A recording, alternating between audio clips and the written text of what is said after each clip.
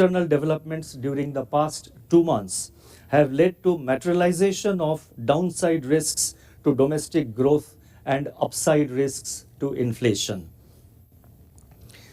And upside risks to the inflation projections that was made during the MPC meeting of February this year. I would now like to provide our assessment of growth and inflation. And first, I would take up growth. According to the second advance estimates released by the National Statistics Office, NSO, on February 28, real GDP rose by 8.9% in 21-22. Private consumption and fixed investment, key drivers of the domestic demand, however, remain subdued, with these two components being only 1.2% and 2% respectively above their pre-pandemic levels. On the supply side, contact-intensive services still trail the 2019-20 level. Nevertheless, the Indian economy is steadily reviving from its pandemic-induced contraction. During 21-22, weaknesses in economic activity resurfaced in third quarter and got exacerbated by emergence of the Omicron variant in January 2022. A gradual turnaround has been noticed during February, although in March a mixed picture was seen. Some contact-intensive activities have regained traction amidst declining infections and removal of restrictions. Several high-frequency indicators, namely railway freight, GST collections, toll collections, electricity demand, fuel consumption, and imports of capital goods, posted robust year-on-year expansion during the months of February and March. With the easing of restrictions, domestic air passenger traffic rebounded in the month of March. According to our surveys, consumer confidence is improving and households' optimism in outlook for the year ahead has strengthened with an uptick in sentiments. Business confidence is in optimistic territory and supportive of revival in economic activity. On the other hand, passenger vehicle sales and registrations continue to contract, although at a moderating pace.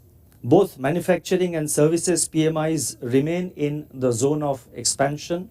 While manufacturing PMI moderated slightly in March, services and composite PMI showed improvement. Going forward, robust Rabi output should support recovery in rural demand, while a pickup in contact-intensive services should help in further strengthening urban demand.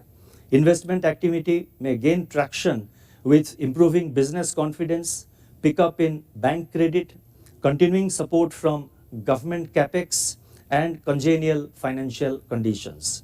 Capacity utilization in the manufacturing sector recovered further to 72.4%, that is 72.4% in third quarter 21-22 from 68.3% in the previous quarter, surpassing the pre-pandemic level of 69.9% in the fourth quarter of 2019-20. As the horizon was brightening up, escalating geopolitical tensions have cast a shadow on our economic outlook.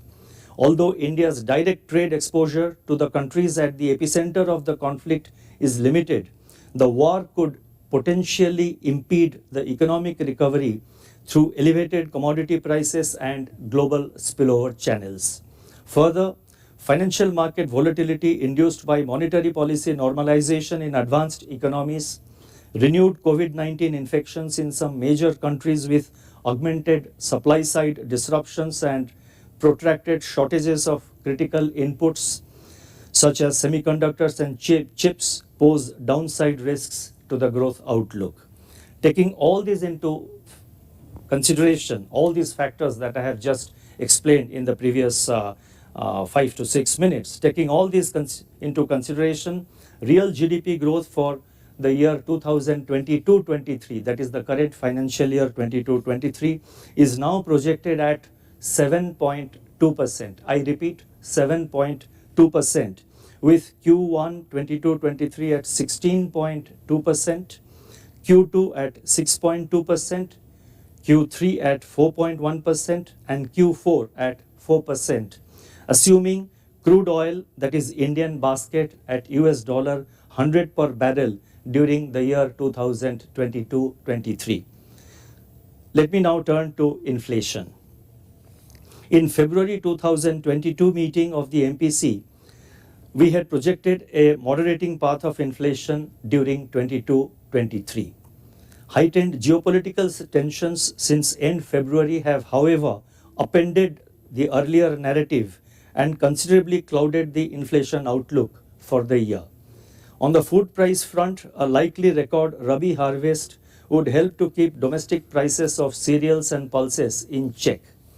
Global factors such as loss of wheat supply from the Black Sea region and the unprecedented high international prices of wheat could, however, put a floor under domestic prices of wheat.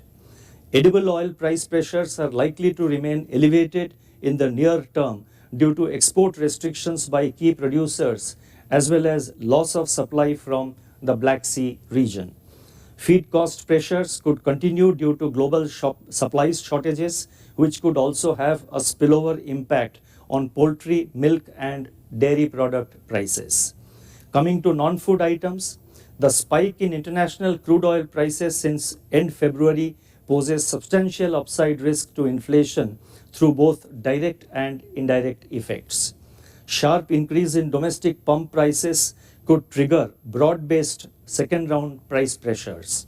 A combination of high international commodity prices and elevated logistic disruptions could aggravate input costs across agriculture, manufacturing, and the services sectors. Their pass-through to retail prices, therefore, warrants continuous monitoring and proactive supply management. Financial markets are likely to remain volatile on rising risk premia, dislocations in trade and capital flows, and divergent monetary policy responses across central banks.